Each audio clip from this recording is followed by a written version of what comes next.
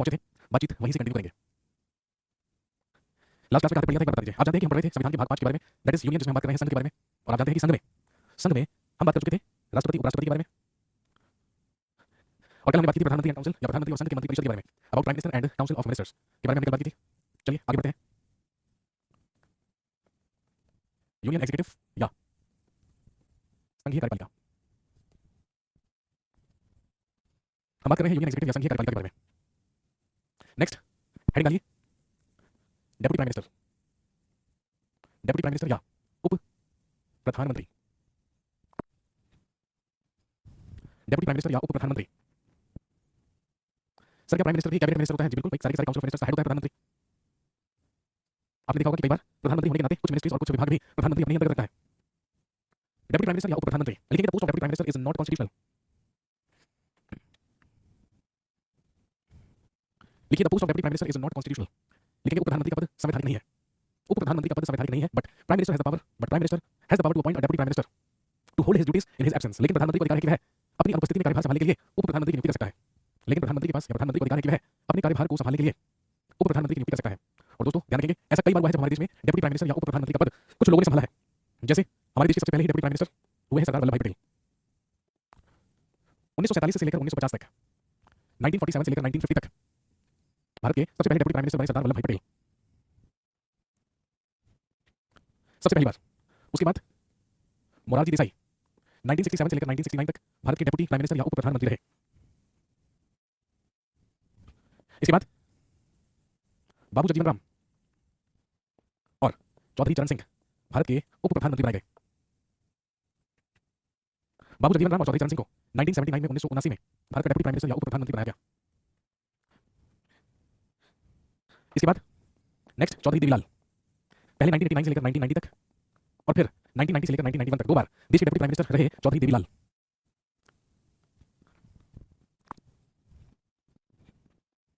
और आखिरी बार लास्ट हमारे डेप्यूटी प्राइम मिनिस्टर बनाए गए थे लालकृष्ण आडवाणी, 2002 से 2004 तक, जब श्री अटल बिहारी वाजपेयी भारत के प्रधानमंत्री हुआ करते थे उस समय।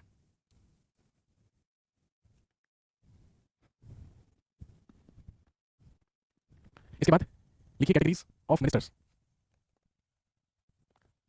या मंत्रियों की श्रेणियां, कैटेगरीज ऑफ मिनिस्टर्स या मंत्रियों की श्रेणियां।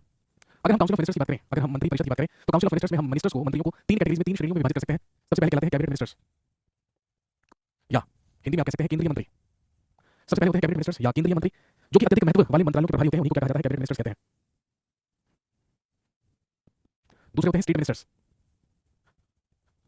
राज्य मंत्री। दूसरे होते हैं स्टेट मिनिस्टर्स, राज्य मंत्री, ये स्वतंत्र प्रभार के भी हो सकते हैं या किसी कैबिनेट मंत्री के अधीन भी हो सकते हैं।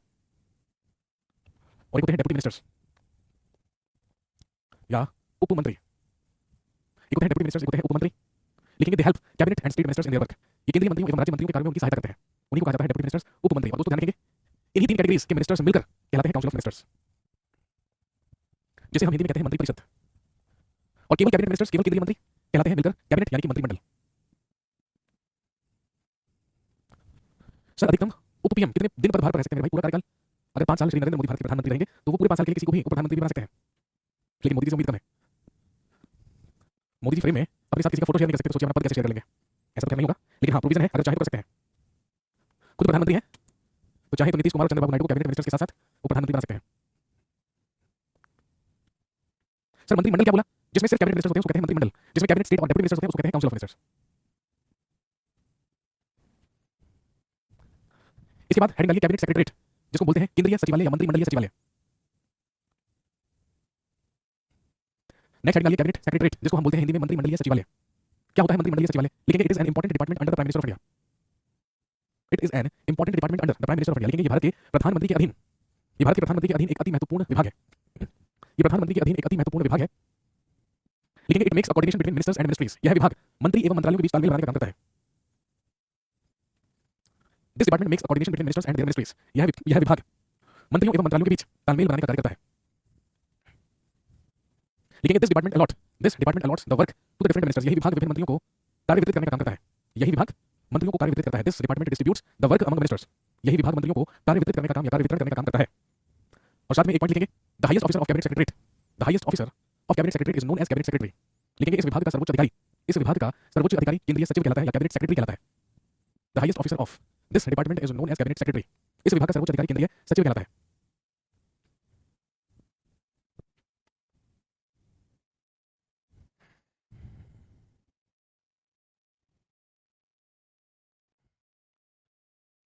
नेक्स्ट,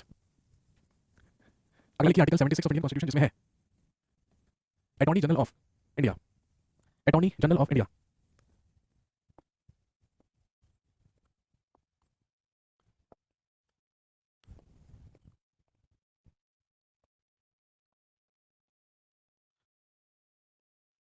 नेक्स्ट लिखिए भारत का महान्यायवादी। अटॉर्नी जनरल ऑफ इंडिया भारत का महान्यायवादी। सर केंद्रीय सचिवालय तो मेट्रो स्टेशन है मतलब ये क्या बात हुई? तो आपको लगता है कि मेट्रो स्टेशन पे सारे के सारे सचिव बैठते होंगे, केंद्रीय सचिव मेट्रो स्टेशन पे बैठते होंगे? ये बढ़िया था भाई कि केंद्रीय सचिवालय तो मेट्रो स्टेशन है, मतलब जो मैं बता रहा हूँ केंद्रीय सचिवालय वो कुछ नहीं है।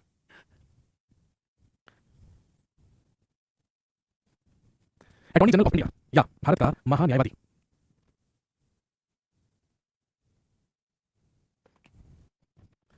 अटॉर्नी जनरल ऑफ इंडिया या भारत का महान्यायवादी कौन होता है? भारत का महान्यायवादी लिखेंगे he is the first law officer of India.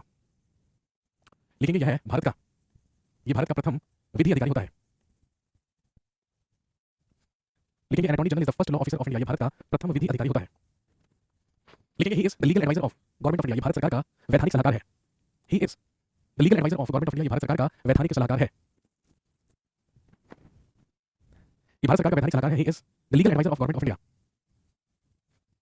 लिखेंगे he is appointed by the president, इसकी नियुक्ति भारत के राष्ट्रपति के द्वारा की जाती है। He is appointed by the president of India, इसकी नियुक्ति भारत के राष्ट्रपति के द्वारा की जाती है। लिखेंगे his post is equal to the chief justice of India, इसका पद भारत के मुख्य न्यायाधीश के बराबर होता है। His post is equal to the chief justice of India, इसका पद भारत के मुख्य न्यायाधीश के बराबर होता है। लिखेंगे his eligibilities are also same as for the supreme court जजेस। His eligibilities are same as for the supreme court जजेस। लिखेंगे इसकी योग्यताएं भी सर्वोच्च न्यायालय के न्यायाधीश के बराबर होती है। इसकी योग्यताएं भी सर्वोच्च न्यायालय के न्यायाधीश के बराबर होती है। लिखेंगे ही holds his duty, he holds his office till the pleasure of president, ये राष्ट्रपति के प्रसाद पर्यंत अपना पद धारण करता है। ही holds his office till the pleasure of president, ये राष्ट्रपति के प्रसाद पर्यंत ही अपना पद, ये राष्ट्रपति के प्रसाद पर्यंत अपना पद धारण करता है। लिखेंगे he will submit his resignation to the president as well, यह अपना त्यागपत्र भी राष्ट्रपति को सौंपेगा। He will submit his resignation to the president as well, यह अपना त्यागपत्र भी राष्ट्रपति को सौंपेगा। लेकिन ध्यान रखेंगे, लिखिए इन वन प्रोविजन, लेकिन एक प्रावधान में, इन वन प्रोविजन या एक प्रावधान में he is more powerful than chief justice of India, ये भारत के मुख्य न्यायाधीश से भी ज्यादा शक्तिशाली होता है। और वो प्रोविजन, वो प्रावधान क्या है तो आप जानते होंगे, नहीं जानते तो जान लीजिए। एज पर आर्टिकल 88 लिखेंगे an attorney general can sit, an attorney general can sit any time in supreme court, Rajya Sabha and Lok Sabha. As per article 88 अनुच्छेद 88 के तहत, एज पर आर्टिकल 88 अनुच्छेद 88 के तहत an attorney general can sit any time in supreme court, Rajya Sabha और लोकसभा। लिखेंगे भारत का महान्यायवादी किसी भी वक्त सर्वोच्च न्यायालय, राज्यसभा या लोकसभा में जाकर बैठ सकता है, वहां पर जाकर बहस भी कर सकता है। लेकिन राज्यसभा और लोकसभा में जो प्रस्तुत होने वाले बिल्स हैं, विधेयक हैं, उन पर मत करने का अधिकार अटॉर्नी जनरल का नहीं होता है। लेकिन इसकी पावर है क्योंकि भारत का सबसे बड़ा विधि अधिकारी है, भारत में संविधान का पालन हो रहा है या नहीं ये सुनिश्चित करना भी अटॉर्नी जनरल का काम है। इसलिए इसको अधिकार दिया गया है कि ये चाहे तो सुप्रीम कोर्ट में भी जाकर बैठ सकता है, चाहे तो राज्यसभा में या लोकसभा में कहीं भी जाकर बैठ सकता है, क्योंकि इसी को जिम्मेदारी सौंपी गई है ये सुनिश्चित करने की कि भारत में संविधान का पालन हो रहा है। क्लियर हो गई बात? तो दोस्तों ये था यूनियन एग्जीक्यूटिव यानी कि संघीय कार्यपालिका।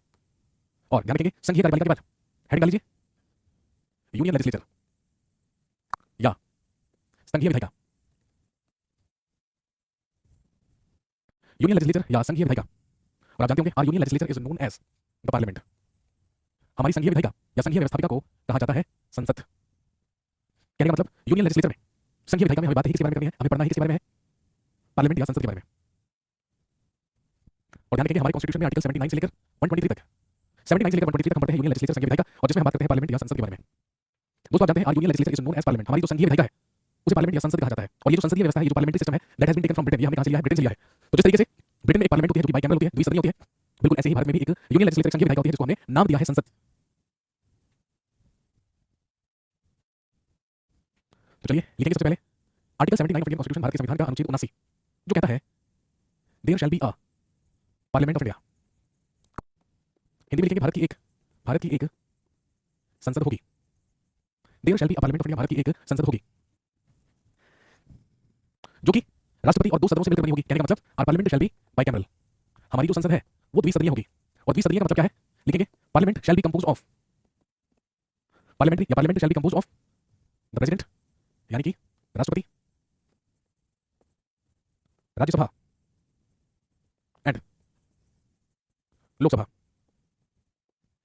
भारत की एक संसद होगी जो कि राष्ट्रपति, राज्यसभा और लोकसभा से मिलकर बनी होगी। राज्यसभा को ही कहते हैं काउंसिल ऑफ स्टेट्स या राज्य परिषद।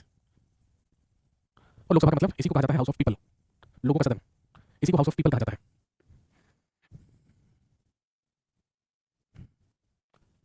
एक और चीज ध्यान रखेंगे, Rajya Sabha is considered as upper house of the parliament, इसे संसद का उच्च सदन कहा जाता है, and Lok Sabha is considered as lower house of the parliament, और लोकसभा को संसद का निम्न सदन कहा जाता है।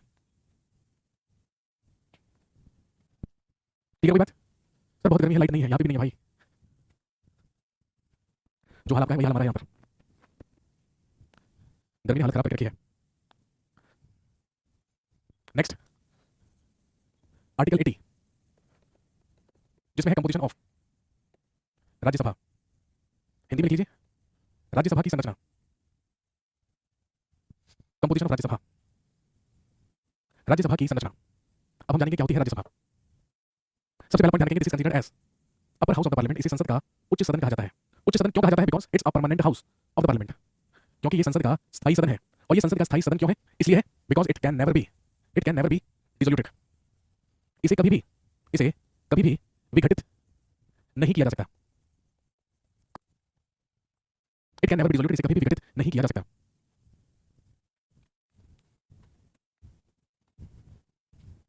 तो Rajya Sabha is permanent house of the parliament, ये संसद का स्थायी सदन है, इसलिए स्थायी सदन है, इसलिए अपर हाउस है, उच्च सदन है, क्योंकि इसे विघटित नहीं किया जा सकता। कहने का मतलब राज्यसभा हमेशा अस्तित्व में बनी रहती है। लिखेंगे there can be maximum 250 members in Rajya Sabha, in which 12 members are nominated by the president. लिखेंगे राज्यसभा में अधिकतम 250 सदस्य हो सकते हैं। राज्यसभा में अधिकतम 250 सदस्य हो सकते हैं, जिसमें से 12 सदस्य राष्ट्रपति के द्वारा मनोनीत किए जाते हैं, और लिखेंगे rest of the members are indirectly elected by members of state legislative assembly. लिखेंगे शेष सदस्य अप्रत्यक्ष रूप से राज्यों की विधानसभा के सदस्यों के द्वारा चुने जाते हैं। मुंह से नहीं, बोर्ड पर हिंदी लिखिए, क्या बोल रहा है भाई? ऐसे हिंदी का फायदा क्या है जो लिखनी नहीं आती आपको? लिखेंगे शेष सदस्यों को अप्रत्यक्ष रूप से, जो मैं बोल रहा हूं नहीं लिख पा रहे हैं, हालात इतने खराब है और सपना देख रहा है अधिकारी बनने का, ऐसे कैसे काम चलेगा भाई? लिखेंगे शेष सदस्यों को अप्रत्यक्ष रूप से राज्यों की विधानसभा के सदस्यों के द्वारा चुना जाता है। Rest of the members are indirectly elected by members of state legislative assembly. कहने का मतलब जो संसद में राज्यसभा है जिसमें अधिकतम सदस्य हो सकते हैं 250, हालांकि एट प्रेजेंट वर्तमान में there are 245 members in Rajya Sabha. वर्तमान में राज्यसभा में 245 सदस्य हैं, जिसमें से 233 इलेक्टेड निर्वाचित हैं और 12 सदस्यों को मनोनीत करते हैं राष्ट्रपति, वो नॉमिनेटेड मेंबर्स हैं।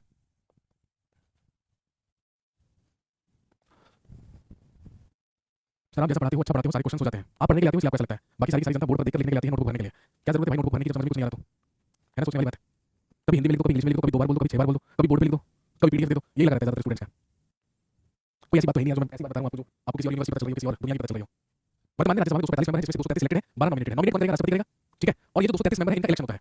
हर राज्य की विधानसभा होती है, तो जो विधानसभा के सदस्य होते हैं वो वोट करते हैं किनके लिए? इन 233 सदस्यों के लिए। लेकिन अलग अलग राज्यों से राज्यसभा के सदस्यों की संख्या अलग अलग होती है। जैसे फॉर एग्जांपल हरियाणा राज्य की बात करें तो हरियाणा से राज्यसभा में 5 मेंबर आते हैं, 5 सदस्य आते हैं। लेकिन उत्तर प्रदेश की बात करें तो उत्तर प्रदेश से राज्यसभा में 31 सदस्य आते हैं। एक राज्यसभा मेंबर चुना जाता है 6 साल के लिए, लेकिन ये सारे के सारे एक साथ रिटायर नहीं होते हैं। राज्यसभा के हर 2 साल के बाद 1/3 सदस्यों को सेवानिवृत्त कर दिया जाता है। लिखेंगे आफ्टर एवरी 2 इयर्स, अब इसको हिंदी में क्या लिखेंगे? लिखिए प्रत्येक 2 वर्ष के बाद, आफ्टर एवरी 2 इयर्स, प्रत्येक 2 वर्ष के बाद लिखेंगे 1/3 of its members are retired. Hindi में लिखेंगे इसके 1/3 सदस्य सेवानिवृत्त कर दिए जाते हैं। 1/3 सेवानिवृत्त हो गए, 1/3 रिटायर हो गए, मतलब 1/3 फिर 2 साल के बाद रहेंगे, फिर 2 साल के बाद अगले 1/3 होंगे, फिर 1/3 नए आ जाएंगे। इस तरीके से जो साइकिल है राज्यसभा की वो लगातार चलती रहती है। सर राजस्थान से कितने मेंबर्स आते हैं? परीक्षा 10 मेंबर आते हैं राजस्थान से। अब मैंने तो एग्जांपल देने के लिए 2 राज्यों के नाम ले दिए। अब यहाँ पे जो जिस राज्य का है वो उस राज्य का पूछ रहेगा। सबसे ज्यादा उत्तर प्रदेश 31 मेंबर राज्यसभा में, भाई लोकसभा में भी सबसे ज्यादा है ना, लोकसभा में भी 80 सीटें हैं, अकेले उत्तर प्रदेश से। राज्यसभा में भी 31 सीटें हैं, अकेले कहां से? उत्तर प्रदेश से, क्योंकि आप जानते हैं उत्तर प्रदेश की पॉपुलेशन सबसे ज्यादा है। दूसरा नंबर महाराष्ट्र का आता है 19, तीसरा नंबर आता है तमिलनाडु का, वहां से 18 सदस्य राज्यसभा में जाते हैं। सर मध्य प्रदेश आ गया यार, 11 मेंबर्स।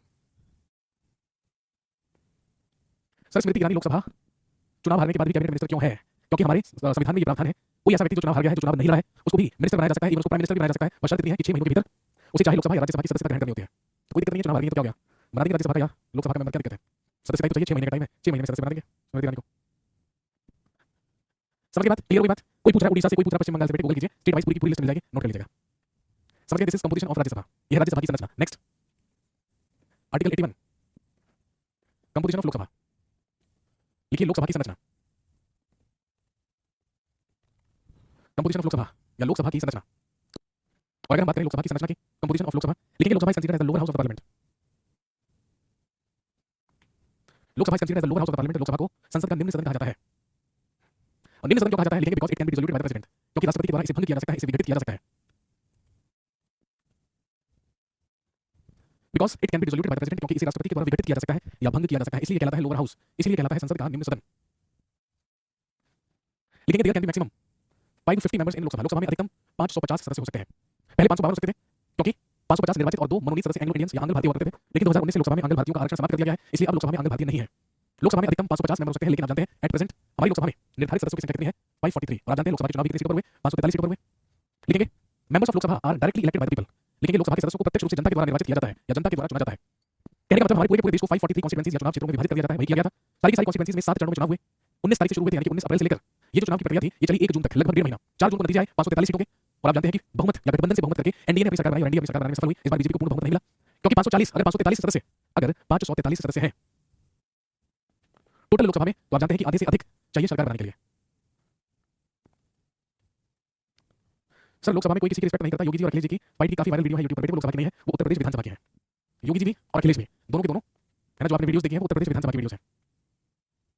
सर मिनिस्टर्स के नेम याद करने हैं क्या? बिल्कुल भाई, जो अभी है ना, जो अभी सारे के सारे कैबिनेट में मिनिस्टर्स बनेंगे तो करंट अफेयर्स में उन सब के आपको क्या करने हैं? नाम याद रखने हैं। तो लोकसभा के सदस्यों को प्रत्यक्ष रूप से जनता के द्वारा चुना जाता है। वर्तमान में 243 सदस्य हमारी लोकसभा में है। कहने का मतलब आधे से एक ज्यादा सीटें चाहिए अगर पूर्ण बहुमत से सरकार बनानी है तो।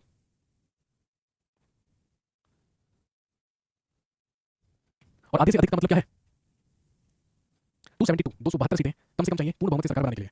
अगर अकेले बीजेपी को 272 सीटें मिल जाती तो बीजेपी की पूर्ण बहुमत से सरकार बन जाती, एनडीए गठबंधन की सरकार बनाने की कोई जरूरत नहीं थी। लेकिन इस बार आप जानते हैं कि बीजेपी 240 सीटें प्राप्त कर सकी, तो 240 सीटें प्राप्त की, इसलिए मजबूरन गठबंधन की सरकार बनाई गई। क्लियर हुई बात? तो ये था 79 में संसद, 80 में राज्यसभा और 81 में लोकसभा के बारे में। आज के लिए इतना ही रखते हैं, बाकी करते हैं अगली क्लास में, कल मिलते हैं। तो चलिए, thank you very much. Rest कीजिए, 4 बजे से आपकी क्लास होगी। Thank you so much, see you tomorrow.